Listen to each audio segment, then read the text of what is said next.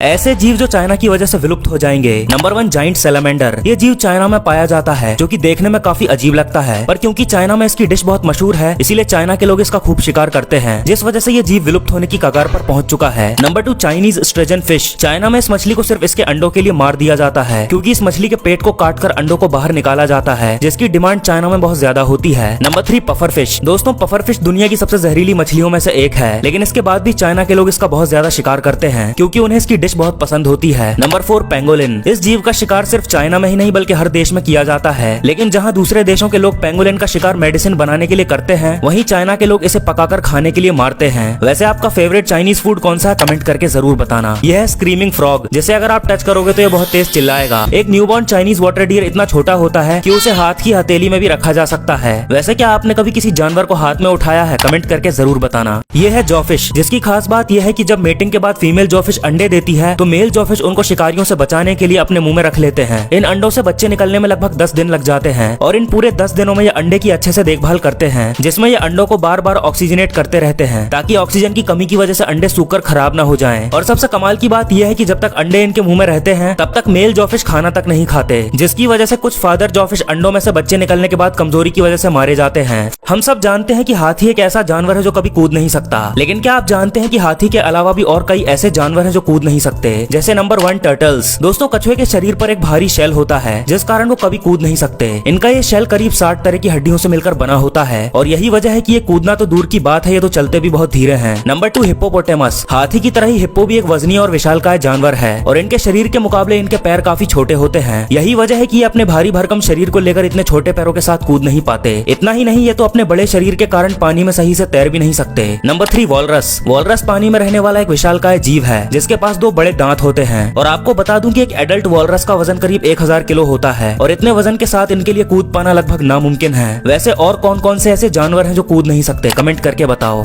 दोस्तों, क्या आपको पता है कि कोई भी जानवर ज़ेब्रा का शिकार क्यों नहीं करना चाहता? हाँ, आपने कई वीडियोस में शेर को ज़ेब्रा का शिकार करते हुए देखा होगा, लेकिन ये भी सच है कि शेर या बाघ जैसा कोई भी शिकारी जीव ज़ेब्रा के पीछे इतनी मेहनत नहीं करना चाहता। लेकिन सवाल आता है कि आखिर क्यों शिकारी जानवर ज़ेब्रा का शिकार नहीं करना चाहते? दरअसल दोस्तों, सबसे पहले शिकारी जानवर अपने शिकार को टारगेट करते हैं, और फिर लगातार उसका पीछा करते हैं, और फिर आखिर में उसका गला दबोचकर उसे मार डालते हैं। पर जब भी ज़ेब्रा अपने झुंड में होते हैं, तो शिकारी जानवरों को किसी एक ज़ेब्रा पर फोकस कर पाना बहुत ही मुश्किल हो जाता है, क्योंकि ज़ेब्रा के शरीर पर बनी ये ब्लैक एंड व्हाइट पट्टियां शिकारी जीवों को इल्यूजन में डाल देती हैं, जिस वजह से कोई भी शिकारी जीव अपने शिकार को टारगेट नहीं कर पाता। लेकिन जब भी कोई ज़ेब्रा अपने झुंड से बिछड़ जाता है, तभी शेर और अन्य शिकारी जानवर उसे अपना शिकार बनाना पसंद करते हैं, क्योंकि अकेले ज़ेब्रा को कोई भी शिकारी जानवर आसानी से टारगेट कर सकता है। वैसे जंगल में आपका फेवरेट शिकारी जानवर कौन है, कमेंट करके जरूर बताना।